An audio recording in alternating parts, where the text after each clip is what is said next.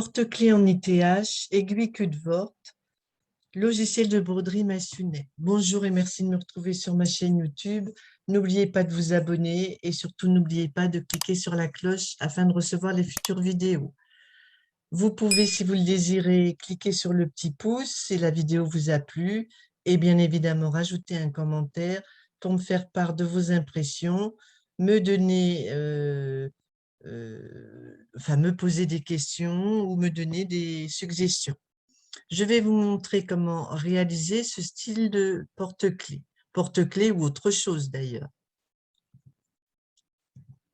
Je suis dans l'accueil de Massunet. J'ai déjà réalisé une vidéo pour 1er+2, ce n'est pas tout à fait la même chose. Je clique dessus. Le cadre est de 10, OK. Je vais aller ici dans Lettres. Lorsque vous cliquez là, vous avez toutes les polices qui sont contenues dans votre logiciel. Vous cliquez dessus et elle est sélectionnée. Si vous connaissez le nom de votre police et que vous préférez passer par ce chemin plutôt que de perdre du temps à la rechercher, vous notez le nom de la police, vous faites entrer, c'est une police de l'ordinateur. OK. Vous notez votre texte. Vous choisissez la dimension, vous choisissez l'orientation de votre texte, les espaces, etc. Je ne rentre pas dans les détails de cette partie du logiciel. Je vous mets sous le descriptif de la vidéo un lien qui vous permet de vous y reporter. Appliquer. Je pourrais éventuellement modifier ici, mais je ne veux rien changer. Appliquer, voici mon nom. Si je clique là, je peux encore avoir tout un tas d'actions. Par exemple, celle-ci.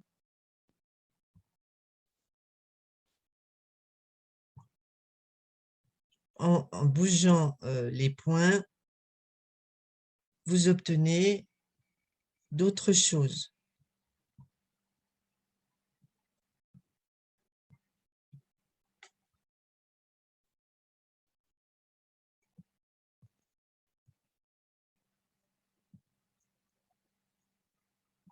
Voilà.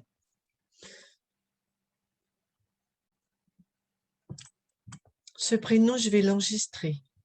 Fichier. Enregistrer sous. Non, je ne vais pas l'enregistrer tout de suite. Si je ne veux pas faire d'autres modifications, je le sélectionne. Je vais dans Accueil, Combiner, Fixer comme point. Et si je clique là maintenant, j'ai accès à Stitch Editor.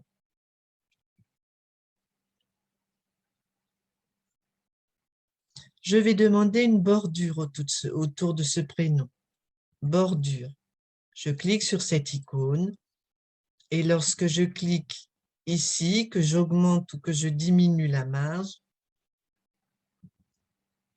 vous voyez le trait qui se positionne différemment. Vous pouvez choisir le type de point. Si vous choisissez une ligne de motif, par exemple, vous cliquez ensuite sur Options. Je vous mets là encore le descriptif de la vidéo qui parle des lignes de motif. Si vous choisissez la ligne de satin, Options, vous pouvez augmenter ou diminuer la largeur ainsi que l'intensité. Moi, je vais choisir un point simple. Et je clique là. Je retourne sur ma page de départ. Terminé. Et à présent, je vais l'enregistrer. Fichier. Enregistrer sous. Je choisis le dossier qui me convient. Je donne un nom à mon fichier. Entrée. Je ne vais garder que le prénom de ce motif. Donc, je retourne dans Stitch Editor. Je vous expliquerai par la suite pourquoi. Le prénom, c'est celui-ci. Voilà, là on le voit bien. Je veux supprimer la ligne bleue. Je désactive le orange, rectangle de sélection, et je fais supprimer. Je coche à nouveau la couleur orange, je retourne là, et voici mon prénom qui n'a plus la ligne de contour. Je vais à présent créer, digitizing.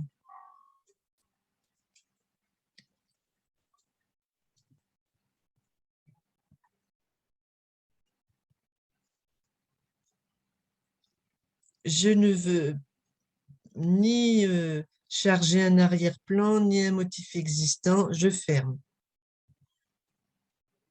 Je vais faire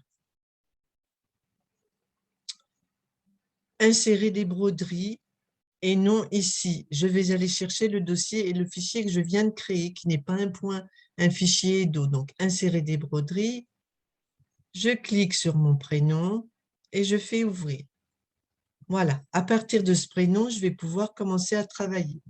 Ce prénom, je vais donc le transformer en ITH, c'est-à-dire qu'il y aura le devant du porte-clés brodé et derrière du simili qui ne sera pas brodé.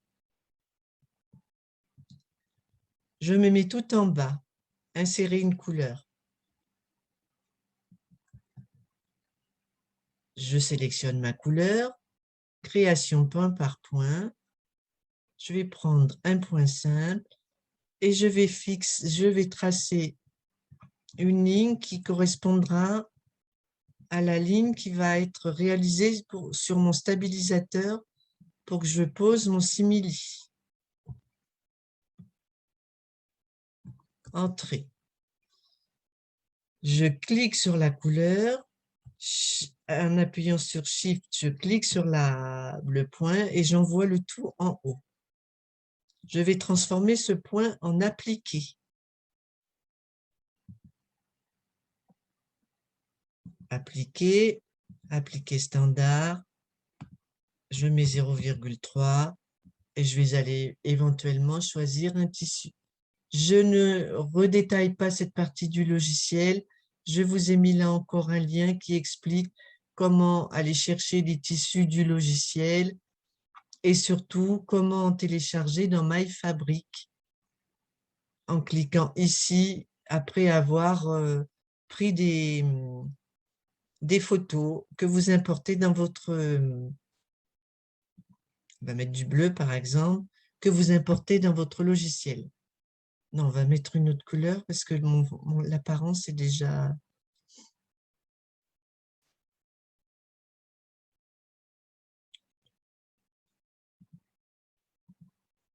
Là, je peux choisir... allez. OK. OK. Voilà. Donc, j'ai le point qui se réalise sur le stabilisateur. Elle me dit de placer mon tissu, je le place. Elle réalise cette petite ligne et elle brode le prénom. Je vais maintenant fixer mon tissu au dos du stabilisateur. Donc, je vais insérer un arrêt tout en bas du film strip. Je vais insérer un changement de couleur pour bien voir. Voilà. Je clique dessus. Je vais peut-être mettre en cliquant sur arrêt un message. Placer le tissu au dos du cadre, endroit face à moi. OK. Vous n'êtes pas obligé, hein, il y en a qui se repèrent avec la couleur. Moi, j'aime bien insérer des arrêts, etc. Maintenant, je vais fixer avec ce point une première fois le simili qui se trouve au dos. Je le sélectionne, il se trouve tout en haut. Accueil, copier, coller. Je sélectionne couper et je vais aller le mettre tout en bas, sous la dernière couleur que je viens de créer. Évidemment, comme c'était un appliqué au départ, vous avez l'appliqué. Vous cliquez dessus Propriété, appliquer, aucun. Voilà. Insérer un changement de couleur.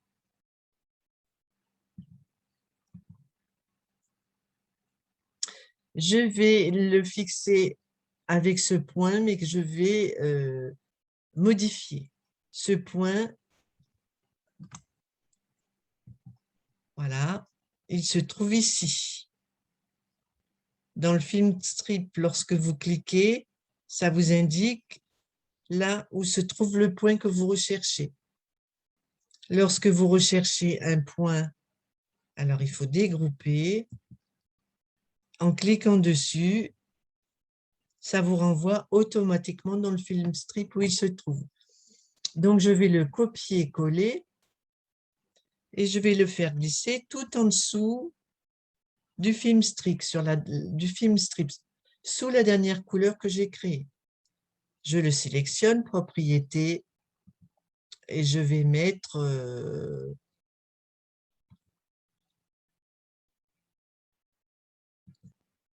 par exemple ce motif en numéro 4.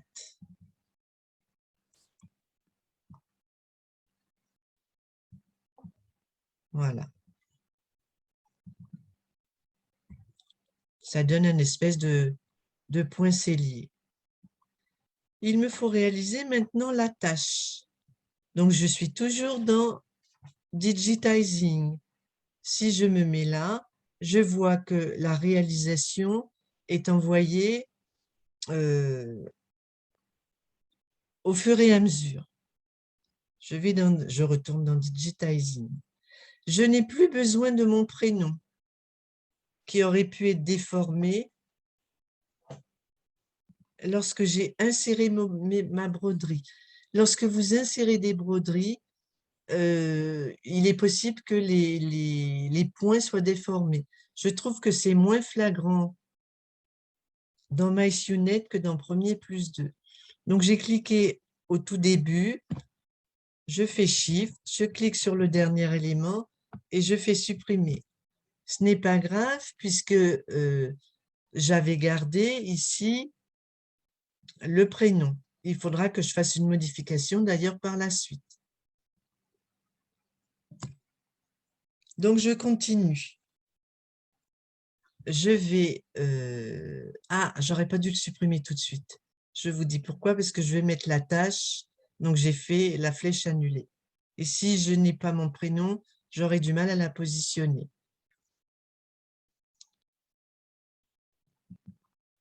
Insérer un changement de couleur. Mon attache, il faut que je la crée en la dessinant. Donc, affichage. Éditer un arrière-plan. La page de Paint s'ouvre. Insérer. Je sélectionne ici la forme que je désire. Moi, je vais prendre un rond.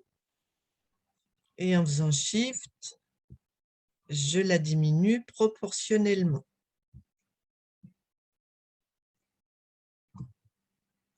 Si je vais, vous voyez, si je suis dans Digitizing, j'y vais. Elle n'apparaît pas. Il faut donc que je déplace cette forme. Je vais la mettre ici. Maintenant que je vais dans Digitizing, elle apparaît bien. Je vais donc bien pouvoir la numériser. Terminer. Ma couleur est sélectionnée. Création rapide. Point simple. Je clique sur cette icône. Je clique à l'intérieur. OK. Cette ligne correspondra à la ligne de coupe. Il faudrait, en cliquant dessus, améliorer les points. En allant dans Accueil, vous pouvez en insérer, vous pouvez en supprimer. Vous pouvez les changer de place, etc. Cette ligne, c'est la ligne de coupe. Je clique dessus. Propriété. Je clique ici et je sélectionne 4 aiguilles, puisque c'est du simili. Simili, cuir, liège, toutes les matières un peu fermes, je mets 4 aiguilles. Je ne redétaille pas ici. Je vous dis juste brièvement, les points de sécurité sont des petits points qui resteront afin que le tissu reste en place jusqu'à ce que votre travail soit terminé. Voilà. Je retourne dans Création rapide, toujours cette ligne, cette icône, mais je vais sélectionner ligne de satin. Et je vais cliquer sur la ligne extérieure. OK. Je peux, en cliquant là, modifier la largeur, éventuellement la densité aussi. Bon, elle n'est pas très belle puisque je n'ai pas pris le temps de retravailler mes points. Cette ligne, si je veux la déplacer ou en changer la taille, je vais sélectionner tous les éléments. La ligne de coupe, alors je fais Shift, la ligne de coupe, le point simple et le point satin. Alors, souvent, lorsqu'on utilise les aiguilles Cuthbert ou même d'une manière générale, quand on fait du Richelieu, ce style de travail, on met une ligne zigzag pour maintenir le tissu. Moi, avec le simili, je n'en ai pas utilisé, mais je vais vous montrer, si vous voulez en rajouter une, comment vous y prendre. Donc, elle se trouve sous la ligne de satin. Je sélectionne la ligne de satin, je suis dans Accueil, Copier, Coller.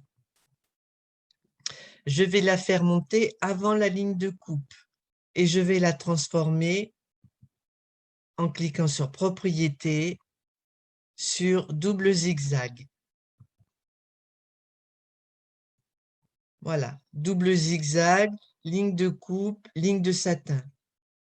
Évidemment, il faudra enlever le petit bout de simili qui se trouve ici avant la réalisation de la ligne de satin. Voilà, donc maintenant, si je veux la déplacer, je clique sur la couleur, je cherche le dernier élément, je fais Shift et j'appuie. Grouper. Je peux à présent la déplacer sans perdre de morceaux en route. Voilà. Il me reste à créer la ligne de découpe autour.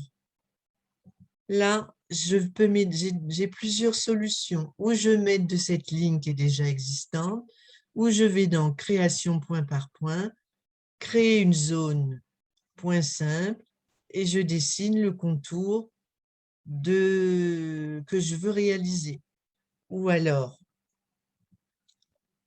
j'insère un changement de couleur, mais de toute façon, dans le premier cas, il aurait fallu insérer un changement de couleur aussi. Enfin, moi, j'insère des changements de couleur tout le temps. Je prends ma ligne qui se trouve là. Je clique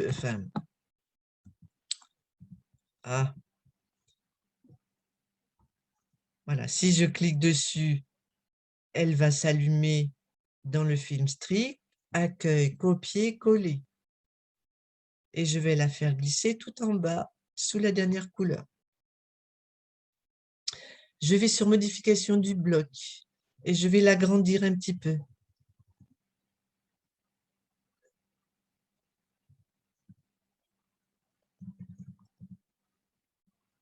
Voilà. Il ne me reste plus qu'à déplacer les points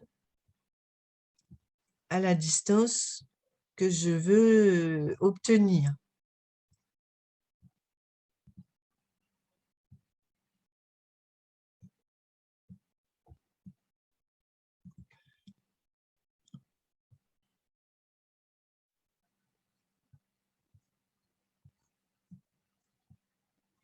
Si vous voulez avoir une idée de ce que vous êtes en train de faire, vous avez dans Affichage ce petit outil qui vous permet de mesurer. Voilà. À chaque fois, vous mesurez et vous pouvez adapter votre ligne. Là, il y aurait du travail à faire, mais évidemment, je ne vais pas prendre le temps de le faire. Vous avez compris. Cette ligne, je vais la transformer en ligne de coupe. Je clique dessus, propriété.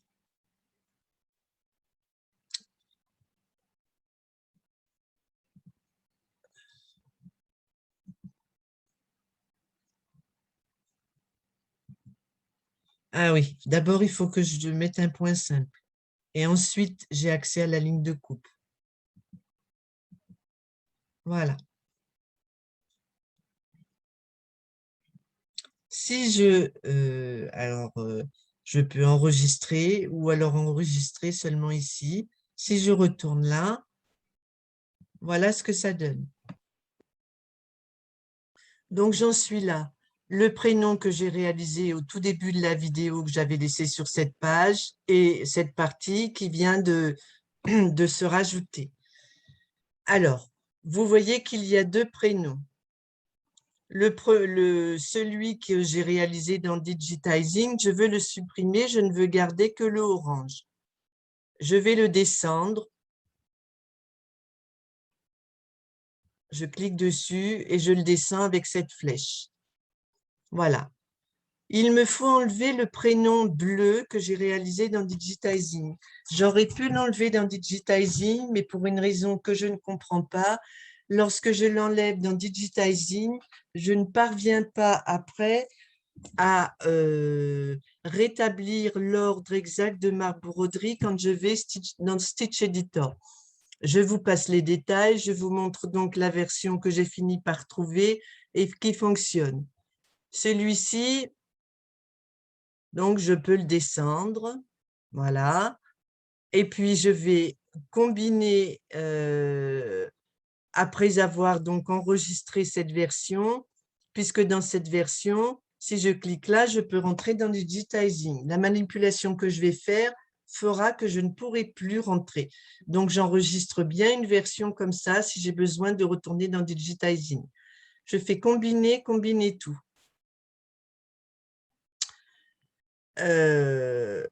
Mon prénom était tout en bas, donc se retrouve ici tout en bas. Je vais lui mettre une couleur, voilà, bien reconnaissable.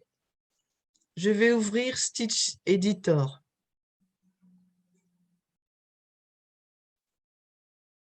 Je vais supprimer le prénom bleu qui était dans Digitizing. Donc, je vais sélectionner toutes les couleurs afin de ne garder, décocher toutes les couleurs afin de ne garder que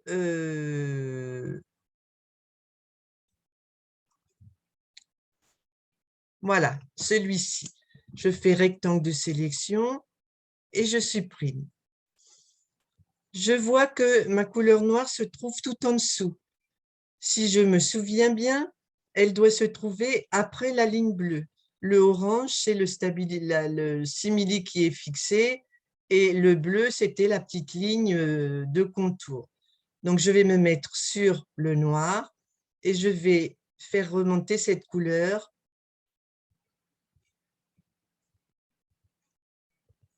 Voilà. Voyons ce que ça donne avec le lecteur de motifs. Je place mon tissu. Il est fixé. Je découpe éventuellement ou pas, d'ailleurs, selon la taille que vous avez utilisée. Ma petite ligne bleue. Mon prénom.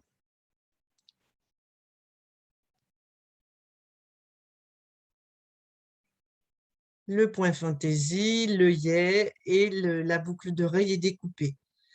Si vous remarquez bien, l'œillet a déjà été découpé, puis ce sera le tour du contour de la boucle d'oreille. On peut gagner du temps en regroupant les aiguilles. Donc, il faut les regrouper par couleur, mais en gardant bien l'ordre ici. Rouge, jaune, vert, bleu. Rouge, jaune, vert, bleu. Je ne dois pas les mélanger puisqu'elles ont un ordre. Je vais monter la deuxième rouge sous la première. Je vais monter la jaune. Je vais monter la verte et la bleue.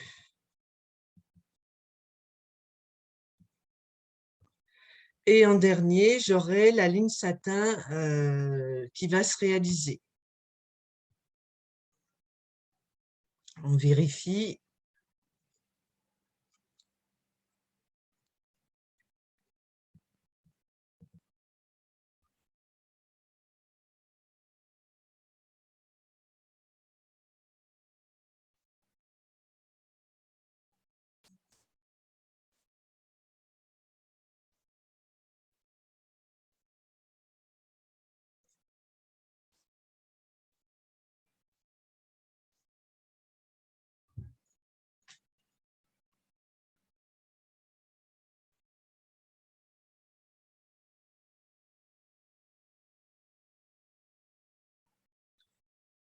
A priori, tout fonctionne bien. Cette phase de relecture avec le lecteur de motifs est capitale. Elle vous permet de vérifier si vous avez oublié des choses et si tout est bien positionné au bon endroit. Donc, vous voyez, là, les aiguilles, j'ai bien d'abord la rouge, ensuite la jaune pour les deux parties à découper, la verte, puis la bleue. J'ai bien aussi la ligne du point zigzag qui va se réaliser avant la découpe de l'œillet, qui se trouve bien ici. Elle se trouve ici, là, dans la barre de réalisation. Et si je me sers de ce petit curseur,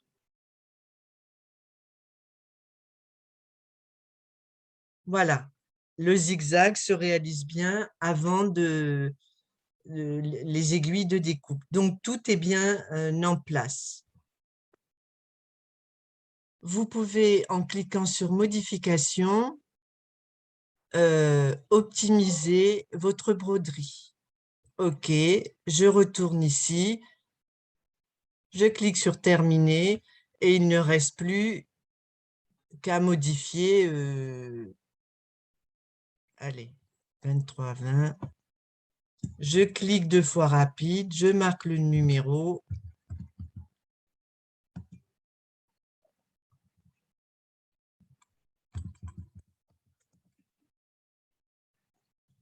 Ça m'évite ainsi les changements de couleur si je veux une broderie monochrome. J'aurais pu d'ailleurs cliquer sur l'icône monochrome, mais bon.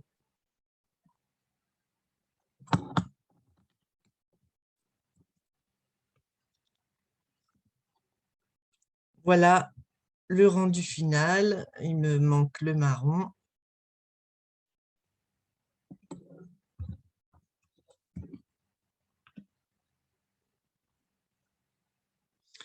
Mon porte-clés avait un simili. Donc, je peux éventuellement, pour avoir un rendu plus fidèle, cliquer ici sur « Appliquer », sélectionner un morceau et je vais ensuite dans « Sélectionner le tissu », cliquer sur mon simili. Et ça me donne un rendu encore plus fidèle.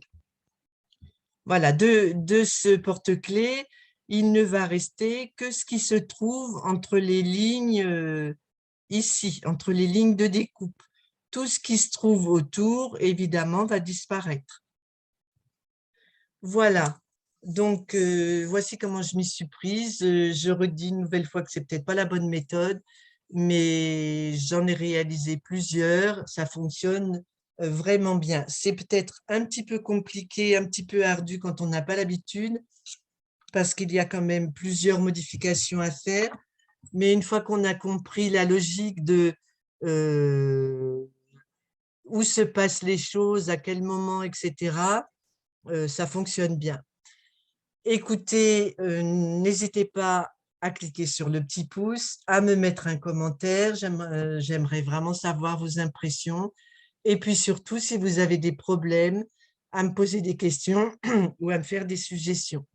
Bonne journée, au revoir.